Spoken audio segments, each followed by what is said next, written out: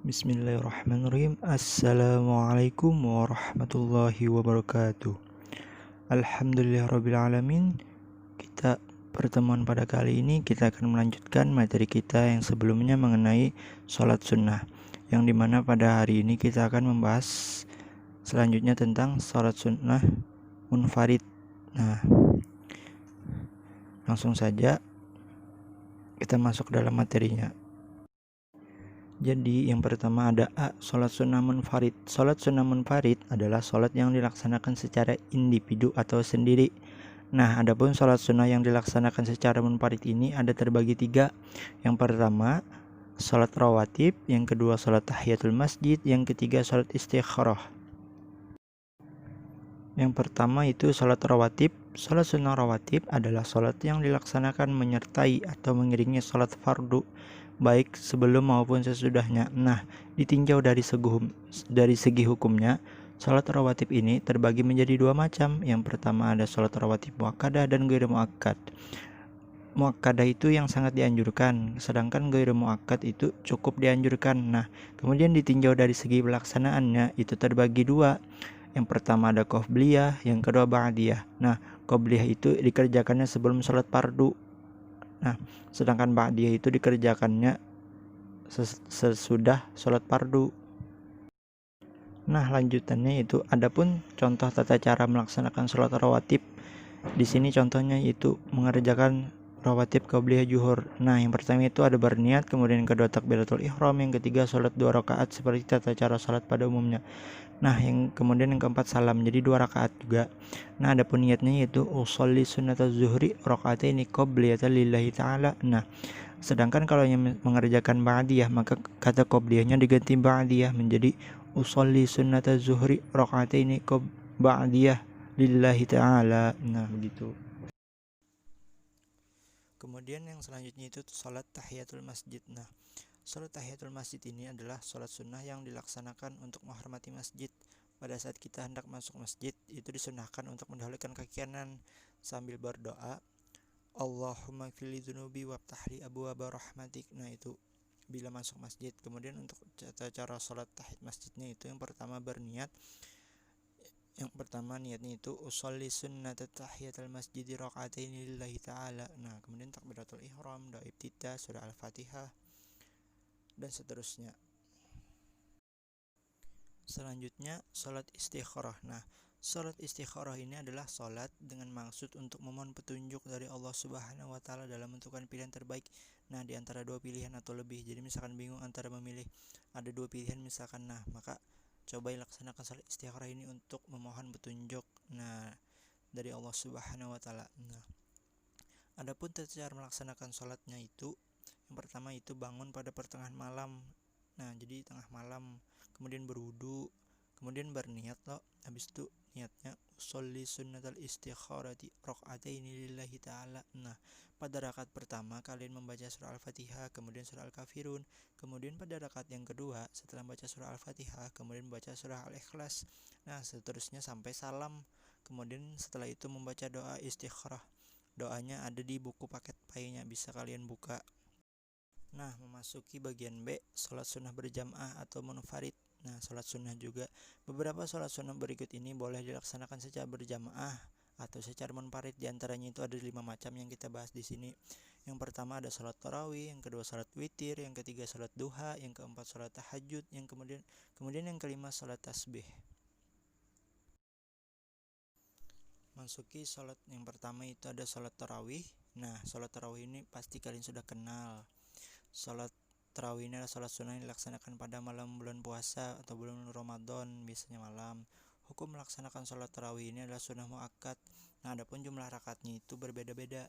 Ada yang melaksanakannya 8, ada 20 atau 36 rakaat. Nah, terserah kalian aja hendak memakai rakaat yang mana, intinya melaksanakan itu dengan khusyuk.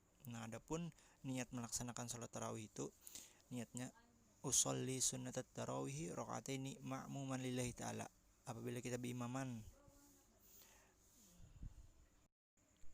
Kemudian yang kedua itu ada sholat witir. Nah, sholat witir adalah sholat yang dilaksanakan dengan bilangan ganjil. 1 rakaat, 3, 5, 7, 9 sampai 11. Nah, witir ini biasanya dilaksanakan setelah sholat tarawih.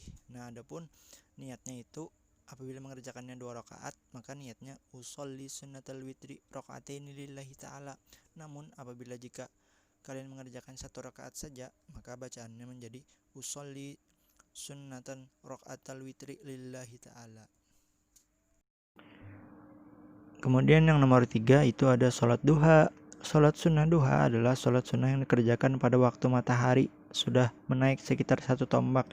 Nah, mungkin dari sekitar jam 7-an sampai jam 12-an kalau ingin mengerjakan sholat duha. Sholat duha ini rakaatnya dari 2 rakaat, paling banyak itu 12 rakaat.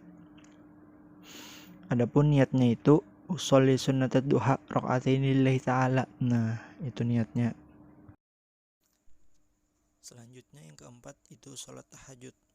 Sholat sunnah tahajud adalah sholat sunnah muakkad yang dilaksanakan pada sebagian waktu di malam hari. Nah, di sepertiga malam. Nah, adapun tata caranya itu sebagai berikut. Yang pertama dilaksanakan pada waktu. Nah, dari waktunya itu dari sholat isya sampai dengan menjelang waktu subuh. Kemudian yang kedua jumlah rakaatnya paling sedikit 2 dan paling banyak itu tidak dibatasi, terserah aja anak berapa. Kemudian yang ketiga itu dilaksanakan sendirian atau berjamaah, terserah ikam aja. Nah, yang keempat lebih utama setiap 2 rakaat salam, jadi lebih utama tuh 2 rakaat salam. Adapun niatnya itu usolli sunnatat tahajudi rakaataini lillahi ta'ala. Nah, mun kita melaksanakan sholat tahajud ini banyak benar manfaatnya. Keutamaan yang dapat kita ambil itu salah satunya dapat membentuk diri kita itu menjadi kepribadian orang yang soleh. Kemudian dapat mencegah diri dari perbuatan dosa. Kemudian mengobati diri juga dari penyakit jasmani, dan masih banyak lagi keutamaannya yang sangat bagus untuk di kehidupan kita. Kemudian yang selanjutnya itu ada sholat tasbih. Nah, sholat sunnah tasbih adalah sholat sunnah yang dilaksanakan dengan berbanyak tasbih. Secara terperinci, tata cara mengerjakan sholat tasbih ini terdiri dari 2 macam cara. Yang pertama itu bisa dilaksanakan di malam hari. Dengan caranya rakaatnya ada 4 juga, 2 kali salam, yaitu 2 rakaat. Namun apabila dilaksanakan di siang hari, ada 4 rakaat dan sekali salam aja. Nah, adapun niatnya jika dilaksanakan pada malam hari, maka niatnya usolli sunnatat tasbih rakaatain lillahi ta'ala. Nah, namun apabila dilaksanakannya siang hari, maka bacaannya berubah jadi usolli sunnatat tasbih arba'a rakaatin lillahi ta'ala. Nah, pada rakaat pertama urutan sholat tasbih dan jumlah bacaan tasbihnya sebagai berikut. Nah, jadi pada rakaat pertama setelah membaca surah Al-Fatihah dan surah-surah pendek, membaca tasbih 5 kali. Tasbihnya itu subhanallah walhamdulillah wala ilaha illallah wallahu akbar, nah sebanyak 15 kali. Kemudian setelah itu ruku, baca 10 kali lagi. Bangun dari ruku, membaca lagi 10 kali. Kemudian sujud yang pertama 10 kali. Duduk di antara 2 sujudnya 10 kali, sujudnya 10 kali, selanjutnya 10 kali. Nah, sampai setelah itu berdiri untuk rakaat yang kedua, yang bacanya sama dengan yang rakaat pertama. Nah, jadi sama aja dari rakaat pertama dan rakaat kedua jumlah tasbihnya. Nah, kemudian yang selanjutnya itu ada hikmah sholat sunnah. Nah, apabila kalian melaksanakan sholat sunnah ini banyak benar hikmahnya. Yang pertama itu teratasinya dari segala permasalahan dan persoalan hidup, serta dan senantiasa akan diberikan rezeki yang cukup oleh Allah Subhanahu wa taala. Kemudian yang kedua itu menambah kesempurnaan sholat fardu. Yang ketiga, menghapuskan dosa. Nah, bisa meningkatkan derajat keridhaan Allah Subhanahu wa taala. Nah, serta menumbuhkan kecintaan kita kepada Allah Subhanahu wa taala. Kemudian yang keempat itu sebagai ungkapan rasa syukur kita kepada Allah Subhanahu wa taala. Nah, maksudnya itu atas berbagai karunia besar yang sering kurang kita sadari. Artinya kita harus banyak-banyak bersyukur kepada Allah Subhanahu wa taala. Nah, yang kemudian yang terakhir itu mendatangkan keberkahan. Maksudnya mendatangkan keberkahan ini pada rumah yang sering digunakan untuk sholat sunnah. Nah, artinya misalkan dalam sebuah rumah ada orang yang rajin mengerjakan sholat sunnah, insya Allah rumahnya itu berkah dan hidupnya menjadi terasa nyaman, tentram, dan abadi. Nah, mungkin sampai sini aja pembahasan kita mengenai sholat-sholat sunnah munfarid, baik yang sendiri ataupun yang berjamaah. Nah, tadi ada beberapa macam-macam sholat sunnahnya. Semoga kalian bisa mengerti ya dan paham materi yang Bapak jelaskan.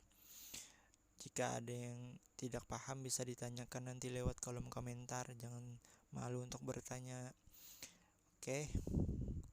Salah hilap mohon ampun dan maaf. Bapak banyak minta maaf apabila banyak salah kata. Wabillahi taufiq wal hidayah. Assalamualaikum warahmatullahi wabarakatuh.